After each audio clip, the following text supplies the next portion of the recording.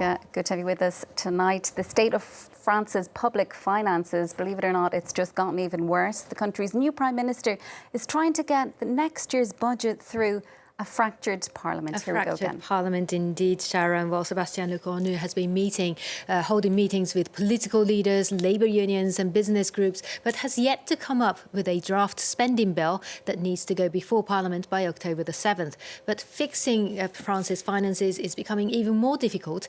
New data out today shows the country's debt has continued to rise in the second quarter of this year to €3,416 billion, increasing by nearly 71 billion euros just in the past 3 months. This despite increased tax revenue.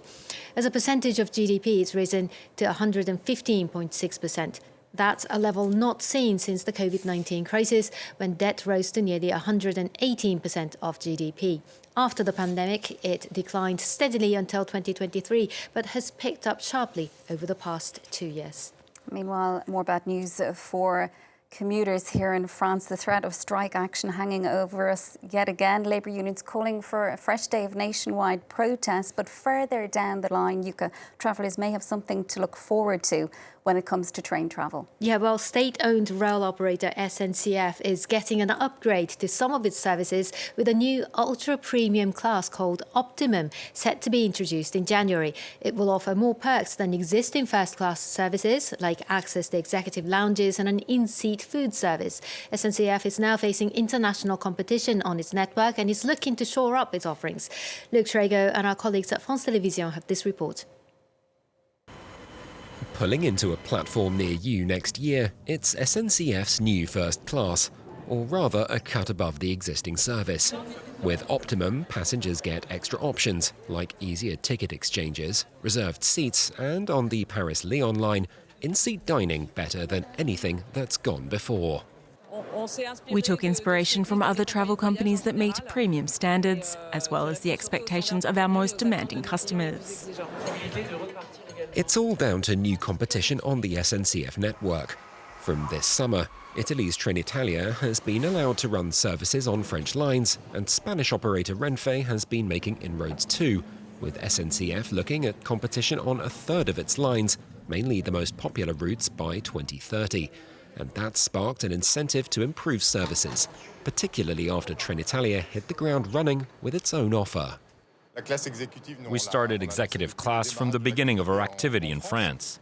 It's kind of a good thing that competition has stimulated innovation in services from the long-time operator. The SNCF opened up its network to foreign competition in 2020 under a process known as open access, part of European Union rail reform.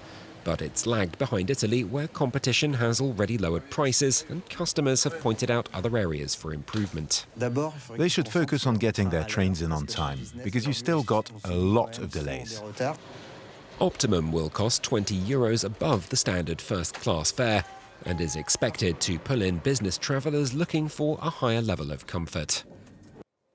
Meanwhile, in the US, people who feel they've been tricked into joining Amazon Prime, they may be able to get their money back. Well, the e-commerce giant has reached agreement with the Federal Trade Commission to pay $2.5 billion to settle a lawsuit filed by the regulator. In the trial, the FTC alleged that Amazon had misled millions of users into signing up for its Prime subscription and made it difficult to cancel.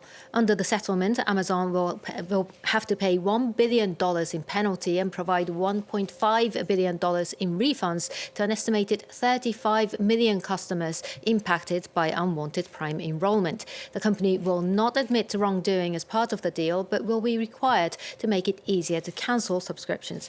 This is what the FTC had to say in a statement.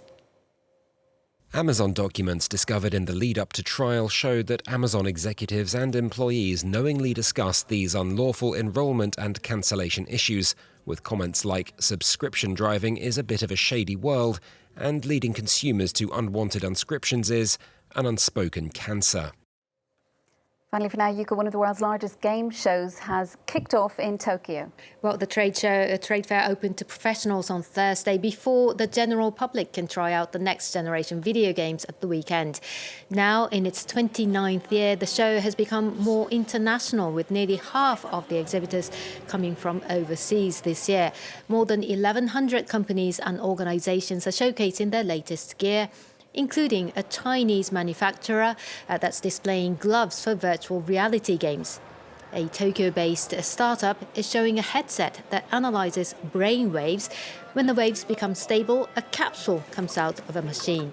Another one offers users to move things on screen by just gazing at them. The global gaming industry has grown to about $210 billion. That's up 50% from 5 years ago. And that's it from the business desk. Thanks so much for all of that, Yuka.